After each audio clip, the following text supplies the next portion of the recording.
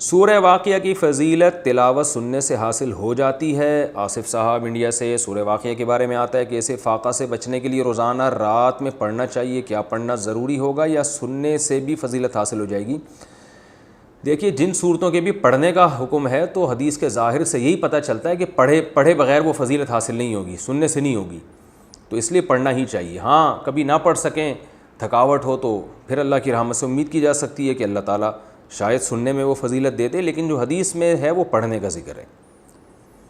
Mobile پر نکاح کیسے ہوگا؟ میں نے موبائل فون کے ذریعے نکاح کیا، لاؤڈ سپیکر آن تھا اور میرے پاس 2 گواہ موجود تھے، جبکہ لڑکے کے پاس کوئی گواہ موجود نہیں تھا، کیا نکاح درست ہو گیا یا دوبارہ نکاح کرنا ہوگا؟ محمد عثمان کراچی سے۔ بھائی موبائل پر لاؤڈ سپیکر آن کیا تو گواہ جہاں ایجاب و قبول ہو رہا تھا جس مجلس میں، وہاں گواہ تھے یا نہیں تھے؟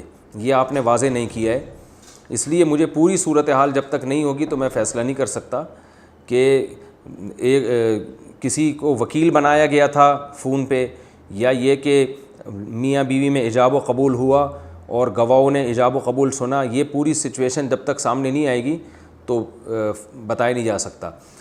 ویسے میں طریقہ بتا دیتا ہوں کہ جو بے غبار طریقہ ہے فون پہ نکاح کرنے کا، جس کو سب علماء جائز کہتے ہیں کہ اس طرح سے نکاح بہرحال ہو جائے گا، وہ طریقہ یہ ہے کہ جو بھی قاضی صاحب ہیں وہ 2 گواہوں کے پاس بیٹھے ہوئے ہوں جو نکاح پڑھانے والے ہیں، اور وہ دولہا اور دلہن سے فون پہ یہ اجازت لے لیں کہ آپ مجھے وکیل بنا دیں کہ میں آپ دونوں کا نکاح کرا دوں اتنے مہر میں، تو فون پہ اجازت لے لیں، اور پھر گواہوں کو یہ پتہ ہو کہ یہ دولہا کون ہے دلہن کون ہے، گواہوں کے سامنے اچھی طرح تعارف ہو جائے، کنفیوژن نہ رہے ان کو، تو پھر گواہوں کے سامنے جو ہے نا وہ قاضی صاحب خطبہ پڑھ کے یہ ایجاب و قبول کر لیں کہ میں نے دولہا اور دلہن کا آپس میں نکاح کرا دیا ہے، آپ دونوں گواہ ہیں اس پر، تو اس طرح سے نکاح ہو جائے گا، سب اس نکاح کو مانتے ہیں۔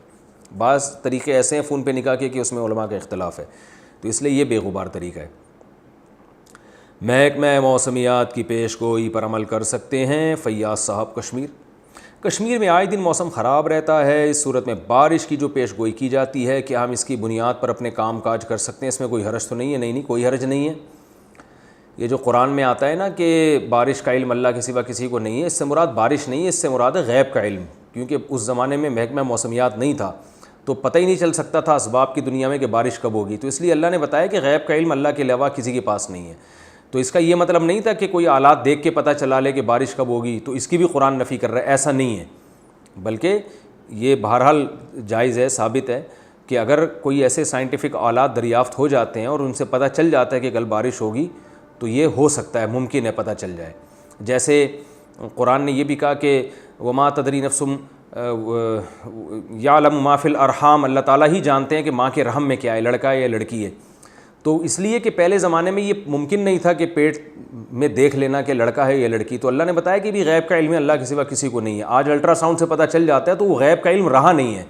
تو اس آیت کا جو مطلب ہے نا جس میں آتے ہیں 5 چیزوں کا علم اللہ کے سوا کسی کے پاس نہیں ہے، سورہ لقمان کی جو آخری آیات ہیں، تو اس سے مراد اصل میں یہ بتانا ہے کہ غیب کا علم اللہ کے سوا کسی کے پاس نہیں ہے۔ تو اس زمانے میں یہ 5 چیزیں غیب سمجھی جاتی تھیں کیونکہ ان 5 چیزوں پر مطلع ہونے کے کوئی اسباب نہیں تھے، تو جب اسباب دریافت ہو گئے تو یہ غیب کا علم رہا نہیں ہے۔ جب علم رہا نہیں ہے تو ان چیزوں کی اطلاع پہلے سے ہو بھی سکتی ہے، تو اس لیے اس میں کوئی حرج نہیں ہے کہ محکمہ موسمیات کی پیش گوئیوں پر عمل کریں، اور وہ پہلے سے بتا بھی دیتے ہیں، بعض دفعہ یقینی بتا دیتے ہیں کہ کل بارش ہوگی یا نہیں ہوگی۔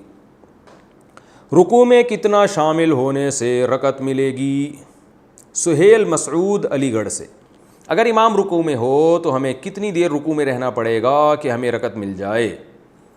امام اگر رکوع میں ہے اور آپ بھی رکوع میں گئے، یعنی آپ آئے اللہ اکبر کہہ کے آپ 1 سیکنڈ کے لیے کھڑے ہوئے اور فوراً رکوع میں چلے گئے، جب آپ رکوع میں گئے ہیں تو امام اس وقت رکوع سے اٹھ رہا تھا اور اس دوران آپ کی امام سے ملاقات ہو گئی تو بھی آپ کا رکوع ہو جائے گا، اور آپ 1 تسبیح کے بقدر رکوع میں رہیں اور اٹھ جائیں تو یہ رکعت کاؤنٹ ہوگی۔ لیکن امام اگر قیام کے قریب پہنچ گئے پھر آپ نے رکوع کیا تو پھر آپ کا رکوع نہیں ہوگا، یعنی رکوع نہ ہونے کا مطلب یہ کہ یہ رکعت آپ کی کاؤنٹ نہیں ہوگی پھر۔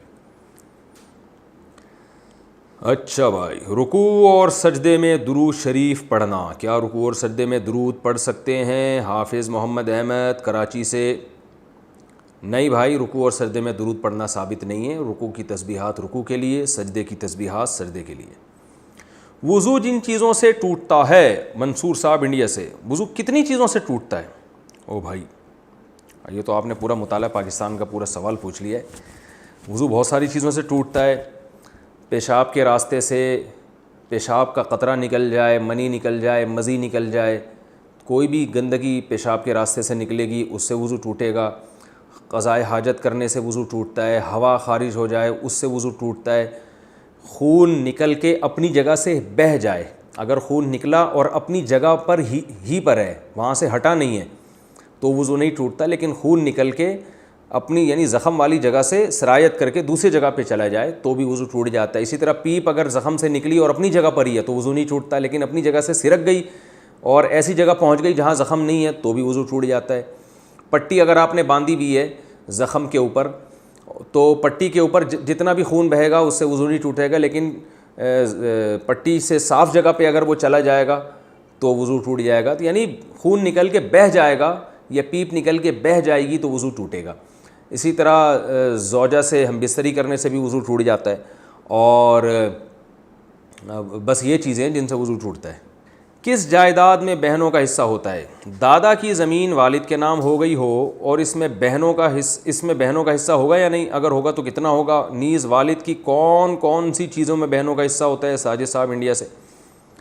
دادا کی زمین والد کے نام ہو گئی تو اس میں بہنوں کا, کس کی بہنوں کا یہ تو بتایا نہیں آپ نے. یعنی دادا کی بہنوں کا یا ابا کی بہنوں کا حصہ, تو یہ تو شو کرنا پڑے گا نا. والد کی کون کون سی چیزوں میں بہنوں کا حصہ ہوتا ہے, یعنی والد کی بہنوں کا یا والد کے بیٹوں کی بہنوں کا, یہ بھی آپ نے واضح نہیں کیا ہے. ساجد صاحب انڈیا سے پوچھ رہے ہیں, آپ کیسے پہلیاں پوچھ رہے ہیں آپ تو مجھ سے. تو یہ سوال دوبارہ کریں آپ اور رشتے کو واضح کریں. کس کی بہنیں, دادا کی یا آپ کی؟ یعنی آپ اپنے دادا کی بات کر رہے ہیں تو اپنی بہنوں کا حصہ پوچھ رہے ہیں یا اپنے ابا کی بہنوں کا پوچھ رہے ہیں.